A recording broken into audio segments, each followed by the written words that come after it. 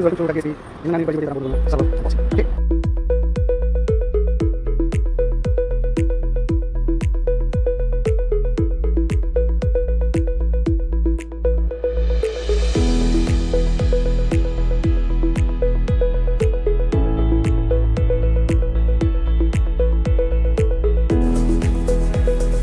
Hi friends, welcome to DSP.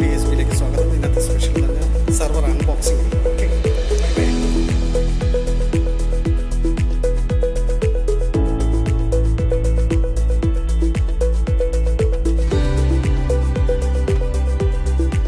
ഇത് ഞാൻ present ചെയ്യാൻ പോകുന്നത് സെർവർ അൺബോക്സിങ്ങിനെ കുറിച്ചാണ്. ഡെൽ സെർവറാണ് അൺബോക്സിങ് ചെയ്യുന്നത്.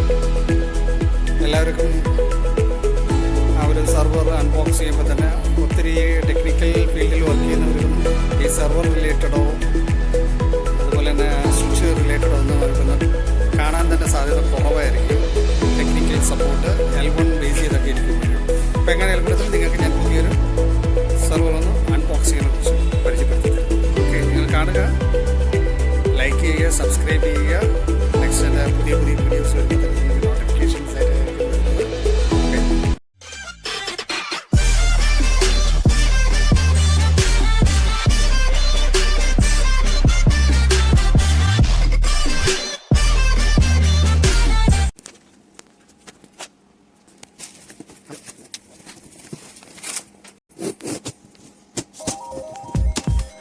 ഡെൽ പവറേജ് R740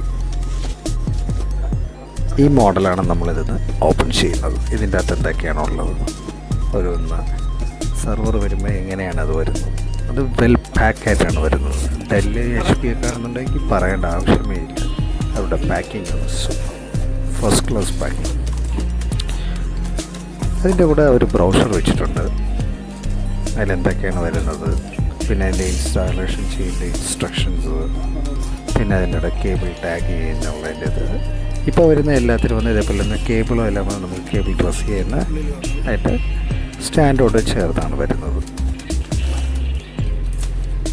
ഇപ്പോൾ ഒത്തിരി സെർവേഴ്സൊക്കെ ആണെന്നുണ്ടെങ്കിൽ ആ സെർവറിൻ്റെ വന്ന് റാക്കിൻ്റെ ബാക്ക് സൈഡിൽ ഇതേപോലത്തെ ഒരു കേബിളിൻ്റെ വന്ന് കേബിൾ റാക്കിൻ്റെ തന്നെ ആ ട്രേ പോലത്തെ ഉള്ളത് കൊണ്ട് നമുക്കൊന്ന് കേബിൾ ഡ്രസ് ചെയ്യാൻ നല്ല നീറ്റായിരിക്കും. ഇതൊന്ന് ഡെല്ലിൻ്റെ കൂടെ ഇപ്പോൾ ഒന്ന് ഇൻബിൽഡായിട്ട് വരുന്നതാണ്.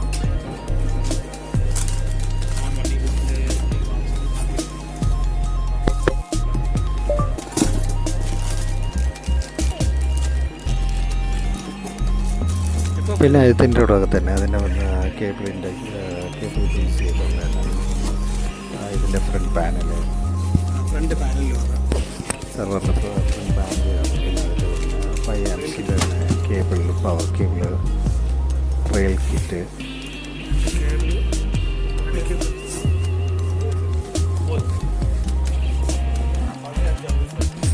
അതുപോലെ തന്നെ ഇപ്പോൾ സെർവർ ബേസ് ചെയ്ത് വരുമ്പോൾ ഡെല്ലിൻ്റെ സെർവറായിട്ട് HP സെർവറിൻ്റെ ആ സെർവറിൻ്റെ വിഡ്ത്ത് അതിൻ്റെ ലെങ്ത് ഇതിനൊക്കെ ഡിഫറൻസ് വരും. അപ്പോൾ അതുപോലെ ആയിരിക്കും നമ്മൾ ഇരിക്കുന്ന റാക്ക് 24 റാക്കിനകത്തുള്ള ബെറ്റൊക്കെ വരുമ്പോൾ അതിൻ്റെ റെയിൽ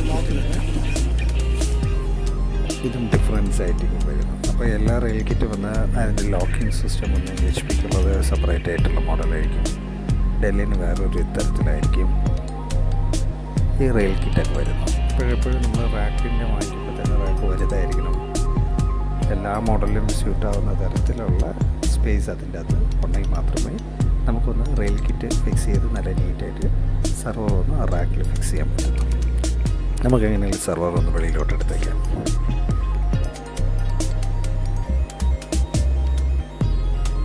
ഇതിൽ ടോട്ടലായിട്ട് വരുന്നത് 23 സ്ലോട്ടാണ്.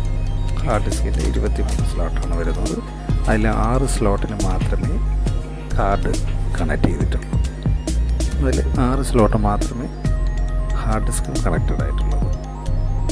ഈ 6 സ്ലോട്ട് വരുമ്പോൾ എനിക്കൊന്ന് ഒരു സ്ലോട്ടിൽ വരുന്ന ഹാർഡ് ഡിസ്ക് ഒന്ന് 1.2 TB ആണ് വരുന്നത്. അപ്പോൾ അതിൽ എനിക്കൊന്ന് അങ്ങനെ വരുമ്പോൾ 6 TB വരും. 6 TBയിൽ ഞാൻ വന്ന് RAID 5 ആണ് ഇതിൽ കോൺഫിഗർ ചെയ്യുന്നത്. RAID 5 കോൺഫിഗർ ചെയ്ത് കഴിഞ്ഞാൽ എനിക്ക് കിട്ടുന്നത് ഒരു 5 TB ആയിരിക്കും കിട്ടുന്നത്. ഡ്യുവൽ പവറാണ്. പിന്നെ ഇതിൽ തന്നെ എൻ്റെ NIC കാർഡ് 4 ഇതുണ്ട്. അപ്പോൾ നമുക്കൊന്ന്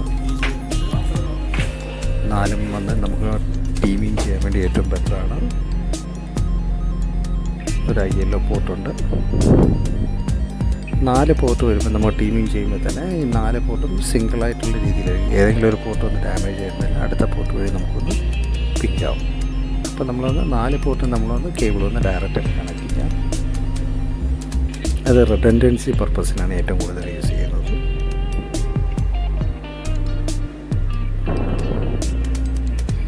പിന്നെ ഇതിൻ്റെ കൂടെ തന്നെ നമുക്കൊരു ലോക്ക് വരെ കൊടുക്കുന്നുണ്ട്, കീ കൊടുക്കുന്നുണ്ട്. ഫ്രണ്ട് പാനൽ നമ്മൾ ക്ലോസ് ചെയ്ത് കഴിഞ്ഞാൽ കൂടെ തന്നെ ആ ഫ്രണ്ട് പാനലിൻ്റെ തന്നെ ഒരു കീ ലോക്കറുണ്ട്, ഇൻഡിക്കേഷൻ ഉണ്ട്. പിന്നെ അതുപോലെ തന്നെ നമ്മൾ വൈഫൈ ബേസ് ചെയ്ത് തന്നെ അതിൻ്റെ മീതിയുള്ള കോൺഫിഗറേഷൻസ് ഇതെല്ലാം നമ്മൾ മൊബൈൽ ത്രൂ തന്നെ നമുക്ക് ഇതിൽ ചെയ്യാനുള്ള ഓപ്ഷൻസ് ഉണ്ട്. ഹാർഡ് ഡിസ്കിൻ്റെ ഇൻഡിക്കേഷൻസ് തന്നെ മെയിനായിട്ട് പോകുന്ന ഒരു എക്സ്ട്രാ കേബിൾ കൂടെ ബാക്ക് എൻഡിൽ കണക്ഷനാണ്. ഇപ്പോൾ എന്നാൽ അതിൽ വരുമ്പോൾ തന്നെ ഫ്രണ്ട് റീഡിങ്ങൊക്കെ നമുക്ക് കറക്റ്റായിട്ടായിരിക്കും വരുന്നത്. എന്തൊക്കെയാണ് ഫോൾട്ട്, ഹാർഡ് ഡിസ്ക് ഫെയിലിയർ ഉണ്ടോ അല്ലെങ്കിൽ പവർ ഫെയിലിയർ ഉണ്ടോ, അത് ബേസ് ചെയ്ത് വരുമ്പോൾ എല്ലാം നമുക്കൊന്ന് അതിൽ തന്നെ നമുക്കൊന്ന് കാണാം. പിന്നെ അതിനോടനുബന്ധിച്ച് തന്നെ ഇതിലൊന്ന് എപ്പോഴും നമ്മൾ ഇതിൻ്റെ ബാക്കിൻ്റെ ബയോസ് ILO എടുത്ത് കഴിയുമ്പോൾ തന്നെ ഇതിൻ്റെ ബാക്കിൻ്റെ ബേസ് ചെയ്ത് തന്നെ നമുക്കൊന്ന് ലോഗിൻ ചെയ്യാം. സെർവർ റിമോട്ടിൽ തന്നെ ലോഗ് ചെയ്യാം. എപ്പോഴും അതിന് ഡീഫോൾട്ടായിട്ടായിരിക്കും ILOക്ക് ഒരു മെസ്സേജ് ചെയ്തിട്ടുള്ളത്. ആ IP ബേസ് ചെയ്ത് നമുക്ക് ഇഷ്ടപ്പെട്ട IPയിലോട്ട് ILO മാറ്റി കഴിഞ്ഞാൽ ഇവിടെ തന്നെ നമുക്ക് റിമോട്ടിൽ നിന്ന് ലോഗ് ചെയ്ത് ഈ ഒരു സെർവറിനെ ഒന്ന് കൺട്രോൾ ചെയ്യാൻ പറ്റും. 7 slot hard disk.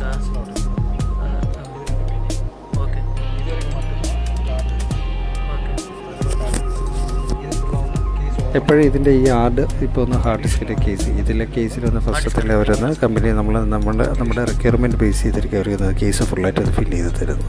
ഇപ്പോൾ ഞാനിപ്പോൾ 6 ഇതാണ് വരുന്നതെങ്കിൽ അത് 6 ഹാർഡ് ഡിസ്ക് കണക്ട് ചെയ്യുന്ന കേസ് മാത്രമേ അതിൽ കൊടുക്കത്തുള്ളൂ. ബാക്കിയുള്ളതൊന്ന് ഫ്രീ ആയിട്ടായിരിക്കും നമ്മൾ സെക്കൻഡറി നമ്മൾ പുതിയതായിട്ട് പർച്ചേസ് ചെയ്ത് വേണം നമ്മൾ ആഡ് ചെയ്യാനുള്ളത്.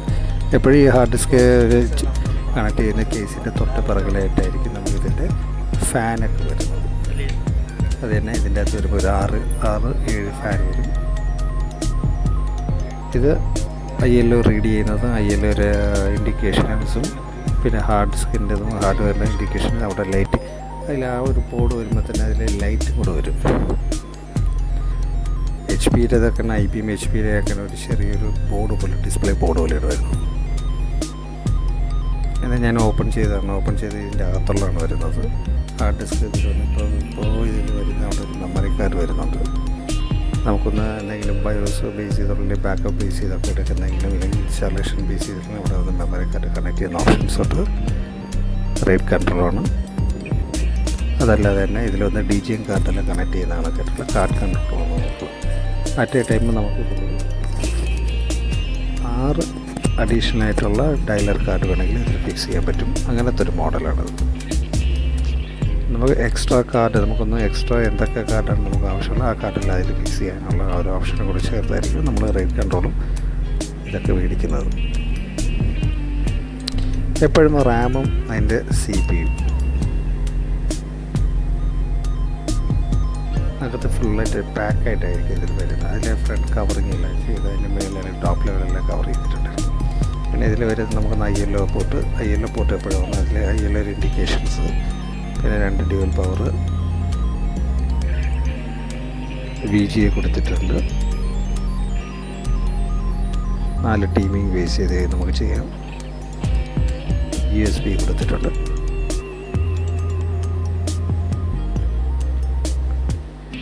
ഇതാണ് hard ഡിസ്കിൻ്റെ case.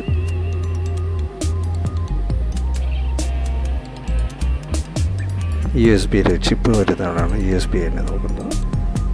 SD card base ചെയ്ത് ചെറിയ കാർഡൊക്കെ മെമ്മറി കാർഡ് ബേസ് ചെയ്ത് നമുക്കതിലൊന്ന് കോൺഫിഗർ ചെയ്യാം.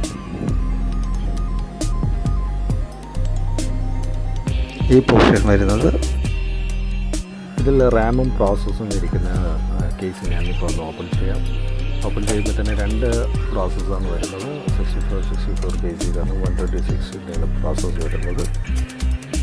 അതല്ലാതെ 256 GB വരയ്ക്കുള്ള റാം ഒന്ന് ഇൻക്രീസ് ചെയ്തിട്ട് ഒരു ഇതിൽ വന്ന് 32 ബേസ് ചെയ്ത് 2 ഒരു സൈഡിൽ ഞാൻ 2 റാം ഇട്ടിട്ടുണ്ട്, അപ്പുറത്തെ സൈഡിൽ 2 റാം. അങ്ങനെ ടോട്ടലായിട്ട് ഒന്ന് 128 GB റാമാണ് ഇപ്പോൾ ഓൾറെഡി ഇട്ടിട്ടുള്ളത്. നമുക്ക് എത്ര വേണമെങ്കിലും ഇൻക്രീസ് ചെയ്യാം. ഇത് റാം നമ്മൾ എപ്പോഴും ഇടുന്നത് മെയിനായിട്ട് ശ്രദ്ധിക്കേണ്ടത് വെച്ചാൽ 2 CPU ഉണ്ടെന്നുണ്ടെങ്കിൽ ഒരു സ്ലോട്ടിൽ ഒന്ന് ഒരു റാം ഇട്ട് കഴിഞ്ഞാൽ അടുത്ത CPUവിൻ്റെ ആ ഒരു ലൊക്കേഷൻ ആയിരിക്കും അതിൻ്റെ ഓപ്പോസിറ്റ് സൈഡ് ആയിട്ട് വരുന്ന ഇതിലാണ് അടുത്ത റാം ഇടേണ്ടത്. അപ്പോൾ നമ്മളെപ്പോഴും സ്ലോട്ട് ഒന്ന് മെയിനായിട്ട് നോക്കുന്ന കളർ കാണും. ചെറിയ അതിൻ്റെ ബോർഡിലൊക്കെ നോക്കുമ്പോൾ തന്നെ കളർ കോഡിങ് കാണും, വൈറ്റ് ബ്ലാക്ക്. പക്ഷേ റാം ഒന്ന് ഐഡൻറ്റിഫിക്കേഷൻ ചെയ്യാൻ വേണ്ടി മാത്രമേ. നമ്മളൊന്ന് വൈറ്റിലാണ് ഇട്ടിട്ടുണ്ടെങ്കിൽ വൈറ്റ് ഫുള്ളായിട്ട് കംപ്ലീറ്റ് ചെയ്യുക. അപ്പോൾ അങ്ങനെ ഉണ്ടെങ്കിൽ right and left hand side white ഫുള്ളായിട്ട് കംപ്ലീറ്റ് ചെയ്യുക. ഇല്ലെങ്കിൽ നമ്മൾ റെഡ് ആണെന്നുണ്ടെങ്കിൽ റെഡ്, അല്ലെങ്കിൽ ബ്ലാക്ക് ആണെങ്കിൽ ബ്ലാക്ക്. അപ്പോൾ അതുപോലെ ഒന്ന് ചെയ്യാം. അപ്പോൾ അതിപ്പോഴും റാം ഒന്ന് നമ്മൾ സർവർ സൈഡ് ബേസ് ചെയ്ത് ചെയ്യുമ്പോൾ എപ്പോഴും റാമിൻ്റെ കളർ കോഡിങ് ഒന്ന് ബേസ് ചെയ്തൊക്കെ ചെയ്യുമ്പോഴായിരിക്കും ഏറ്റവും കൂടുതൽ നമുക്ക് പെർഫെക്റ്റ് ആയിട്ട് കിട്ടുന്നത്. നമുക്കിങ്ങനെ ഇത് ഓൺ ചെയ്തിട്ടുണ്ട്. ഇതിൻ്റെ ഡെൽ EMC ആണ്. ഇതിൻ്റെ ബേസിക്കായിട്ട് വരുന്നത് 10 റേറ്റ് കൺട്രോൾ ബേസ് ചെയ്താണ് വരുന്നത്. എനിക്കിപ്പോൾ ഒന്ന് 10 ആവശ്യമില്ല, അതുകൊണ്ട് ഞാൻ ഒന്ന് 5 ആണ് എടുക്കുന്നത്. എന്തുകൊണ്ടാണ് നമ്മൾ റേറ്റ് 10 എടുക്കുന്നതെന്ന് വെച്ച് കഴിഞ്ഞാൽ ആ ഹാർഡ് ഡിസ്കിൻ്റെ ടോട്ടലായിട്ടുള്ള 50% ആയിരിക്കും റേറ്റ് കൺട്രോൾ ബേസ് ചെയ്തുള്ള അതിൻ്റെ കോൺഫിഗറേഷനും ബാക്കിയുള്ള ബാക്കപ്പ് ബേസ് ചെയ്തെടുക്കുന്നത്. അതുകൊണ്ട് നമുക്ക് റേറ്റ് 5 ആവശ്യമുള്ളൂ. ഇപ്പോഴത്തേക്ക് ഇപ്പോൾ 6 TB ആണുള്ളത്. ഇപ്പോൾ 6 TB 1 TB ഫുള്ളായിട്ട് റേറ്റ് 5 പോകും. 23 ഹാർഡ് ഡിസ്ക്കാണ് കണക്ട് ചെയ്തിട്ടുണ്ടെങ്കിൽ റേറ്റ് 10 എടുത്താൽ. അങ്ങനെയാണ് നമ്മുടെ സെർവർ ഓൺ ചെയ്തിട്ടുണ്ട്.